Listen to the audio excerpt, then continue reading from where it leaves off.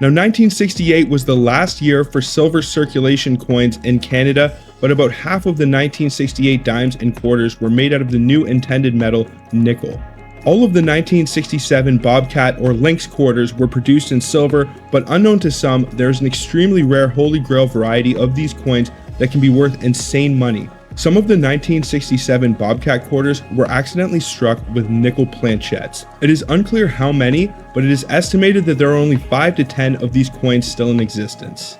One of these coins, which was certified by PCGS with a grade of Specimen 64, was sold by Heritage Auctions in 2019. This may be the only certified example of this coin. Being able to tell the difference between the silver and nickel Bobcat should be pretty easy, as the nickel planchette would be magnetic and the silver would not. There are not any notable varieties for the 1967 coins, but if you guys are familiar at all with the 1967 rabbit nickel or the 1967 goose dollar, there are a few notable varieties for those, mostly rotated die varieties, and also sometimes they can have machine doubling, most notably on the 1967 pennies. So I would always keep my eye open for errors on the 1967 coins. They produced a lot of them and they had to pump them out in a short amount of time. So the specifications for the regular 1967 Canadian quarter, if any of these are off, it might indicate that you have the nickel planchette as well. Now the alloy is supposed to be 80% silver and 20% copper, or it can come in a 50% silver or 50% copper composition. The weight is 5.83 grams. It has a diameter of 23.88 millimeters. The edge is reeded. It is non-magnetic and it has a die axis in metal alignment. Now, what do you say we get into the values for the 1967 nickel planchette Holy Grail quarter? I'm sure you are all curious.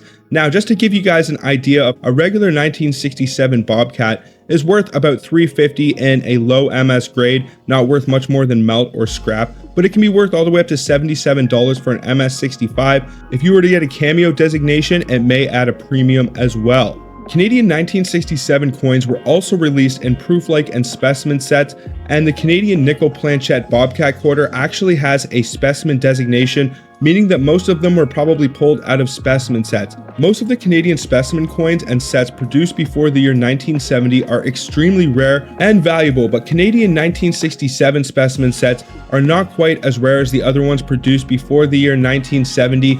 The pro is they did come with a gold coin, and if you purchased it back in the day, it was not a whole lot of money to buy the set and you would have made a huge profit. But if you want to buy the set with the gold coin, you're looking at least $1,500 to $2,000, especially if you are actually paying gold value for the coin itself.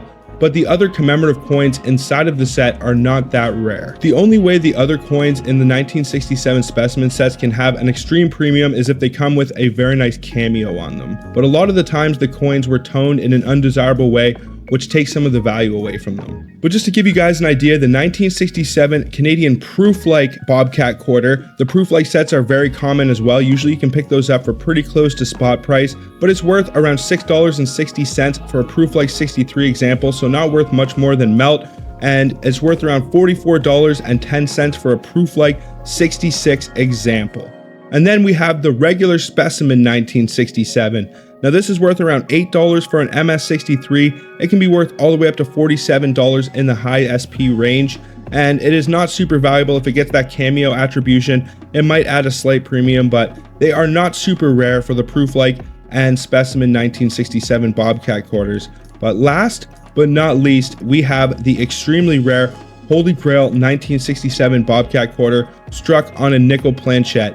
Now the only example we know that is graded currently is an SP64, and it sold for $3,800 US in 2019 in Heritage Auctions. That is some crazy buku money, and it is a good variety to look for. Even though they're in specimen sets, you never know if one of these maybe made their way into circulation. And if you are an avid collector and you like to visit coin shops or flea markets, definitely keep your eyes out for 1967 specimen sets, and you can probably tell the Bobcat quarter apart from the others because the others will be in silver composition, and I'm sure the Bobcat quarter will look a lot more dull than those ones.